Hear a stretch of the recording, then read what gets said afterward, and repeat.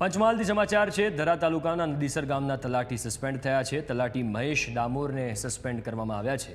દિવાલના કામમાં ગેરરીતિ આચરતા સસ્પેન્ડ કરાયા। 4 લાખના કામમાં 1.84 લાખનું કામ ઓછું કર્યાનો ખુલાસો થયો છે। ભ્રષ્ટાચારની રકમની સરપંચ પાસેથી વસૂલાત કરાશે। તલાટીને સસ્પેન્ડ કર્યા બાદ એન્જિનિયરની પણ તપાસ કરવામાં આવશે। સરકારી જમીન પર બાંધકામ કરવાનું છે। જે તલાટીને જે ગ્રાન્ટ આવી ડીએફ યોજનાવાળી એ સરકારી જમીન પર બતાવવાની જગ્યાએ આ મિલકત રજીસ્ટર ખોટું બતાવવામાં આવ્યું છે અને આ બધી વાત અરજીઓ કરવા છતાં ટીડીઓને અરજી કરી એટલે તલાટીને સસ્પેન્ડ કરવામાં આવ્યો છે।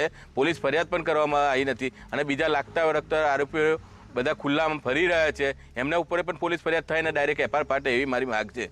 જે દિવાલનું કામ છે તે એના નિયત માપ કરતાં ઓછું થયેલ હોવાનું ફલિત થયેલ હતું।